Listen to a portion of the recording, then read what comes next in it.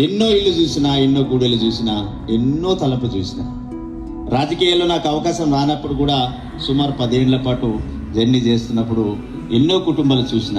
కానీ ఆ కుటుంబాలకు కొన్ని వెళ్ళిన తర్వాత సుమారు 200 పై ఇళ్లలో నా ఫోటోలు వేసుకొని చూసి లేవగానే దేవుని చూడాలని నన్ను చూసినటువంటి ఎన్నో కుటుంబాలు చూసిన. అంటే అంత ఆత్మీయ కలిగినటువంటి ప్రజానీకం, నిరుపేదలకి ఏదో చేయాలని నా తపన, ఏదో ఒకటి చేయాలనే ఆలోచనతో నేను రాజకీయాలకు వచ్చిన.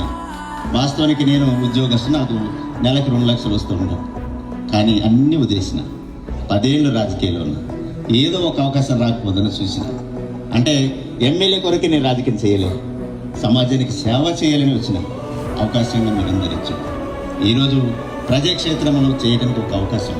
ఎందుకంటే ఒక్కొక్కరు ఒక హోదాలో చేస్తారు. మిత్రసేన గారు కూడా అద్భుతంగా చేశారు, తాటి వెంకటేశ్వరరావు గారు కూడా అద్భుతంగా తయారు చేశారు, మెచ్చ నాగేశ్వరరావు గారు కూడా అద్భుతంగా పరిపాలన చేశారు.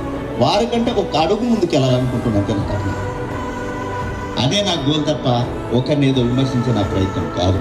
వారు ఒక 70% చేసి ఉంటే 1% నేను చేయాలని నా ప్రయత్నం, అంతే. కొత్త వినూత్న ముందుకు వెళ్ళాలని అదే నా ఆలోచన, ఆశయం. కాబట్టి ఈరోజు నేను ఇక్కడ ఉన్నానంటే మీరే నా రథసారథి. మీకు సేవ చేయాలనే తప్పన నాది. అనుక్షణం అనునిత్యం ప్రజల కొరకే తప్పించిన ఒక వ్యక్తిగా మీలో ఒక వరదే నాకు అవకాశం ఇచ్చారు. ప్రజల్ని నేను వమ్ము చేయకుండా మీలో ఒక నాయకుడిగా, ఒక సేవకుడిగా భాగ్యాన్ని నాకు కల్పించారు. నేను చాలా అదృష్టవంతుడు.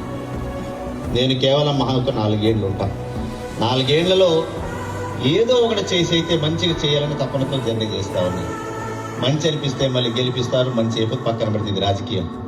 కాబట్టి ఎన్నో కార్యక్రమాల ద్వారా, ఎన్నో ఆలోచనల ద్వారా ఈ ఒక ప్రభుత్వ పథకం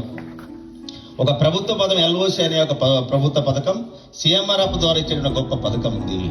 ఆ పథకం ద్వారా నాకు 30 లక్షలు ఇచ్చే అవకాశం నాకు ఇచ్చారు మీరంతా.